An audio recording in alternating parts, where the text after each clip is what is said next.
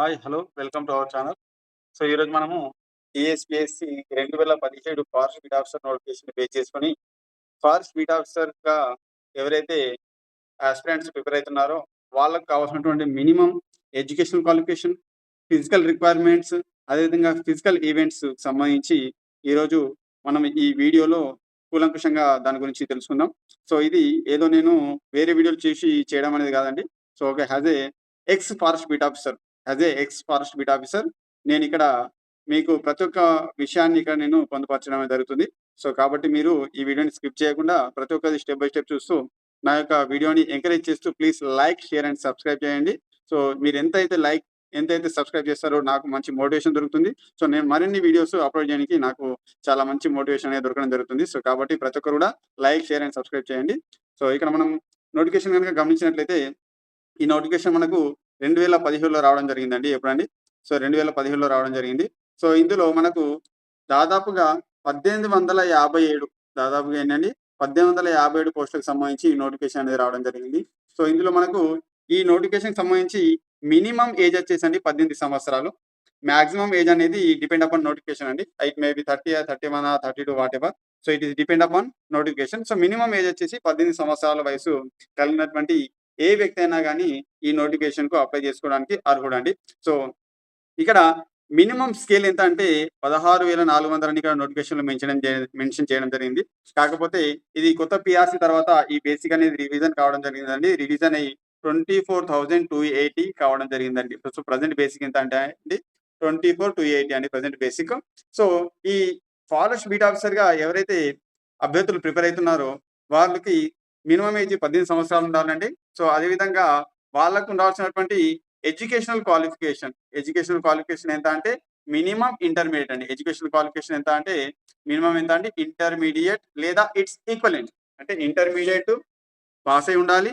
లేదంటే దానికి ఈక్వల్‌గా ఉన్నటువంటి కోర్స్‌ని వీళ్ళు చేసి ఉండాలి. ఎవరైతే అభ్యర్థులు ఉన్నారో వాళ్ళు ఆ కోర్స్‌ని పూర్తి చేసి ఉండాల్సి ఉంటుంది. సో, ఇది related to educational qualification.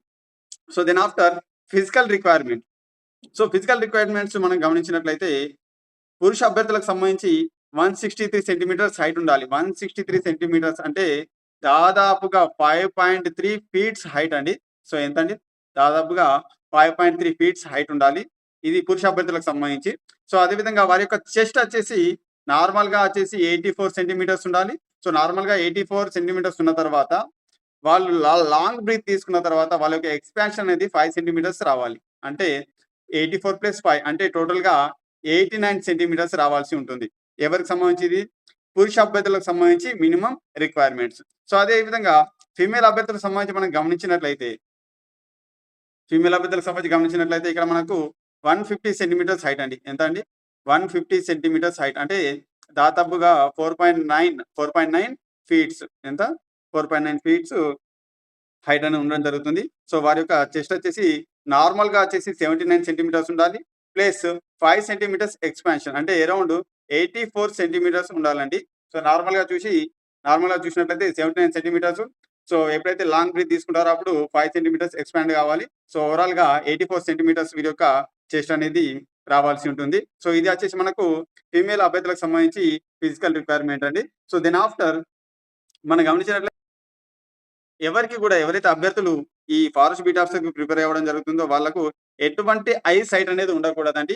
Normal vision ఉండాలి. నార్మల్ విజన్ అంటే 6/6 విజన్ అనేది ఖచ్చితంగా ఉండాల్సి ఉంటుంది. సో, ఎటువంటి స్క్వింట్ ఐ అంటే మెల్ల కన్ను గాని అదే విధంగా నార్మల్ విజన్ అంటే ఎవరికైతే చాలా మటుకు ఐ సైట్ ఉండడం జరుగుతుంది. సో, అటువంటి అభ్యర్థులు ఎవరైతే ఉంటారో వాళ్ళు ఈ యాస్ ఎ ఫారెస్ట్ బీట్ ఆఫీసర్‌గా వర్క్ చేయడానికి వాళ్ళు ఎలిజిబుల్ కాదండి.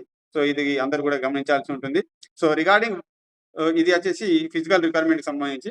సో, ఈ ఫిజికల్ రిక్వైర్మెంట్ తర్వాత ఈ ఎగ్జామ్ తర్వాత ఎవరైతే అభ్యర్థులు ఈ ఫిజికల్ రిక్వైర్మెంట్స్‌ని అన్నిట్లో కూడా క్వాలిఫై కావడం జరుగుతుందో, ఆ అభ్యర్థులకు తర్వాత వాకింగ్ టెస్ట్ అనేది కండక్ట్ చేయడం అనేది జరుగుతుంది.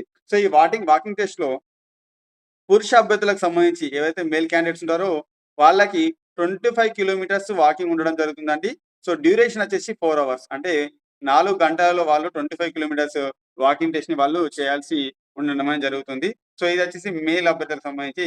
అదేవిధంగా ఫీమేల్ అభ్యర్థులకు సంబంధించి చూసినట్లయితే వీళ్ళు 16 కిలోమీటర్ల యొక్క డిస్టెన్స్‌ని 4 అవర్స్‌లో అంటే 16 కిలోమీటర్స్ డిస్టెన్స్‌ని 4 అవర్స్‌లో కంప్లీట్ చేయాల్సి ఉంటుంది. సో, ఇదొచ్చేసి పురుష అభ్యర్థులకు సంబంధించినటువంటి అదేవిధంగా మహిళా అభ్యర్థులకు సంబంధించి వాకింగ్ టెస్ట్‌కి సంబంధించినటువంటి డీటెయిల్స్ అండి.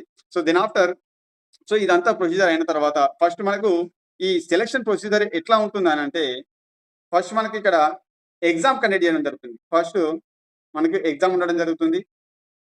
యెస్. సో, ఈ ఎగ్జామ్‌లో మనకు వచ్చేసి 2 పేపర్స్ ఉంటాయండి. 2 పేపర్స్.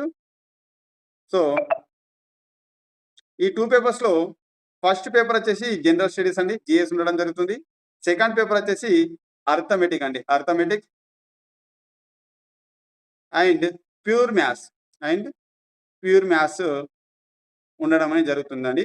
సో, ఈ 2 పేపర్‌లని కలిపి 300 మార్క్స్ ఉండడం జరుగుతుంది. సో, ఈ ఔట్ ఆఫ్ 300 మార్క్స్‌లో మనకు మెరిట్ బేస్డ్‌గా మనకు ఈ ఎగ్జామ్‌లో వచ్చినటువంటి మెరిట్‌ని బేస్ చేసుకొని మనకు ఫిజికల్ టెస్ట్‌కి పిలవడం జరుగుతుంది. ఓకే. సో, ఈ మెరిట్‌ని బేస్ చేసుకొని మనకు ఫిజికల్ టెస్ట్‌కు పిలవడం జరుగుతుంది. ఆ ఫిజికల్ టెస్ట్ టైమ్‌లో మనకు అక్కడ ఫిజికల్ రిక్వైర్మెంట్స్ చూడడం జరుగుతుంది. సో, దెన్ ఆఫ్టర్ మన యొక్క వాకింగ్ టెస్ట్ అంటే ఫిజికల్ రిక్వైర్మెంట్స్ ఎవరెవరికైతే ఉన్నాయో వాళ్ళందరికి కూడా అదే రోజు ఫిజికల్ రిక్వైర్మెంట్స్ అయిన తర్వాత అదే రోజు వాకింగ్ టెస్ట్‌ని కండక్ట్ చేయడం అనేది జరుగుతుంది. సో, ఎవరైతే అభ్యర్థులు వాకింగ్ టెస్ట్‌లో పాస్ కావడం జరుగుతుందో వీరందరిని కూడా వారి యొక్క మెరిట్ లిస్ట్‌ని ఎగ్జామ్‌లో వచ్చినటువంటి మెరిట్ మార్కుల ఆధారంగా బేస్ చేసుకొని వాళ్ళకు షార్ట్ లిస్ట్ చేయడం జరుగుతుంది. సో, 1:1 లిస్ట్ పెట్టడం అనేది జరుగుతుంది. ఆ 1:1 లిస్ట్‌లో వచ్చినటువంటి అభ్యర్థులకు మళ్ళీ మెడికల్ టెస్ట్ అనేది ఉండడం అనేది జరుగుతుంది. సో, మెడికల్ టెస్ట్‌ని ఎవరైతే క్లియర్ చేస్తారో అభ్యర్థులకు వాళ్ళకి యాస్ ఎ ఏపీఓగా పోస్టింగ్ ఇవ్వడం అనేది జరుగుతుంది. సో, ఇక్కడ గమనించాల్సిన విషయం ఏమిటంటే, సో, ఇక్కడ మనకు ఈ వాకింగ్ టెస్ట్‌కు ఎటువంటి మెరిట్ మార్క్స్ ఏముండయండి. ఎటువంటి క్వాలిఫైయింగ్ మార్క్స్ ఏముండయి. ఓన్లీ 4 అవర్స్ లోపల మనం ఈ వాకింగ్ టెస్ట్‌ని కంప్లీట్ చేయాల్సి ఉంటుంది. ఫర్ ఎగ్జాంపుల్ మీరు పోలీస్ సెలక్షన్స్‌కి వెళ్ళినట్టయితే మనకు 100 మీటర్స్, 800 మీటర్స్, 1600 మీటర్స్ గాని లాంగ్ జంప్, హై జంప్‌కు మనకు మనం ఎంతైతే డిస్టెన్స్‌ని మనము ఎంత టైం లోపల ఎంత తక్కువ టైం లోపల కంప్లీట్ చేస్తే మనకు అంత మెరిట్ మార్క్స్ రావడం అనేది జరుగుతుంది. కాకపోతే ఈ ఫారెస్ట్ బీట్ ఆఫీసర్ ఎగ్జామ్‌లో మీరు ఈ 25 కిలోమీటర్స్ రన్నింగ్‌ని గాని, 16 కిలోమీటర్స్ రన్నింగ్‌ని గాని ఎంత తక్కువ టైంలో మీరు కంప్లీట్ చేసినా గాని మీకు ఎటువంటి ఎక్స్‌ట్రా మెరిట్ మార్క్స్ అనేవి ఇక్కడ ఉండడం అనేది జరగదు. మీ సెలక్షన్ ఇది జస్ట్ ఓన్లీ క్వాలిఫై ఎగ్జామ్ మాత్రమే. సో, మీ సెలక్షన్ అనేది బేస్డ్ ఆన్ యువర్ ఎగ్జామినేషన్. ఏదైతే మీరు ఎగ్జామ్ రాస్తారో, ఆ ఎగ్జామ్‌లో వచ్చినటువంటి మెరిట్‌ని బేస్ చేసుకొని మాత్రమే మీ యొక్క సెలక్షన్ అనేది జరగడం అనేది జరుగుతుంది. సో, కాబట్టి అభ్యర్థులు ఎవరైతే ఈ ఏపీఓకి ప్రిపేర్ అయితున్నారో వాళ్ళు మెయిన్‌గా ఎగ్జామ్ పైన దృష్టి పెట్టండి. అందులో స్పెషల్‌గా వచ్చేసి arithmetic and reasoning paper, arithmetic and pure maths paper ఏదైతే ఉన్నదో దానిపైన అంటే పేపర్ 2 పైన ఎక్కువ మొత్తంలో ఫోకస్ చేయాల్సి ఉంటుంది. సో, ఫస్ట్ వచ్చేసి మనకి ఇక్కడ ఎగ్జామ్. సో, ఎగ్జామ్ తర్వాత physical events, physical events. So, physical events తర్వాత మనకు final selection list, final selection list. So, final selection list తర్వాత మెడికల్ టెస్ట్. సో, ఈ అంతా ప్రొసీజర్ అయిన తర్వాత మనకు యాస్ ఎ ఏబీఓగా మనము సెలెక్ట్ అయినట్లుగా మనం భావించాల్సి ఉంటుంది. ఓకే.